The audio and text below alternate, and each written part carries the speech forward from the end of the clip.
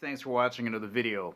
So I've been sitting on this video waiting for more information to come in about this story about a shooting that happened back in Hawaii, and I've been waiting and waiting and waiting and no new information has come in, so let me share with you what I know. Alright, so here is the fact pattern, and I know it is incredibly vague. So the homeowner was in his house, he opened up the front door, shot a guy holding a knife who was trespassing on his property after repeated attempts to get him to try to leave. And that's all I know. I don't know how he got into his house to get the gun. I don't know the relationship between these guys. I don't know what they were doing beforehand, how big the knife was. Was the guy running at him? The door that he opened, was it a screen door? Was it a metal security door? Was both the wood door and the screen door open or closed? I just don't know any of that. All I know is that he opened the front door, shot the trespasser. Trespasser ended up dying on his property. Now, there's a few reasons why I'm bringing this story up, and the first one is if you are a firearms owner and you have one in your house or you carry concealed, you have to be aware of what the Castle Doctrine requires you to do if you're going to defend yourself with that firearm in your state, because in Hawaii, it's different than it is here in Las Vegas. For example, in Hawaii, your life has to be in imminent danger, or you have to be in imminent danger of having bodily harm done to you, raped, kidnapped, or sodomized. If you're not in any imminent danger, you cannot use or raise that level to defend yourself to a point where you need to use a firearm.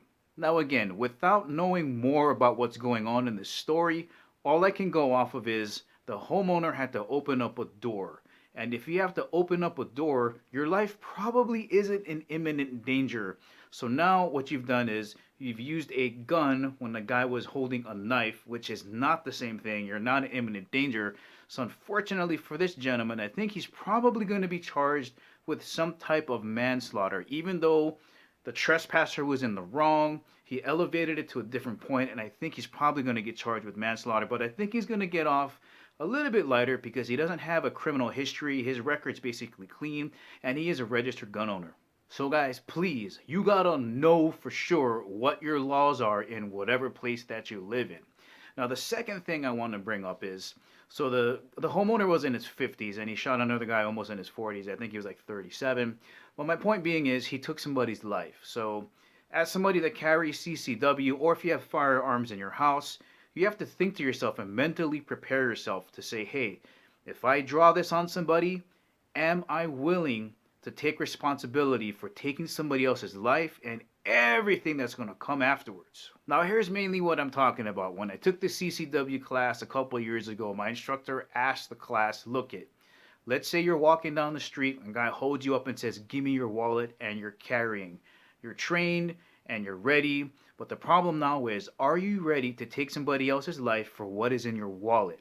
Now, for me, the answer is no, because I don't carry wallets. A rubber band that holds together my credit cards, and I might carry like $5 on me. So I'm going to give him that grouping of credit cards, because taking somebody else's life is not worth it. And if I did, somehow if I managed to get to my pistol before he was coming at me, I take his life, now I gotta deal with all of the legal problems that's gonna come after. And not only do I mentally have to deal with the fact that I shot and killed a person, I'm probably gonna have to see his family or her family in court.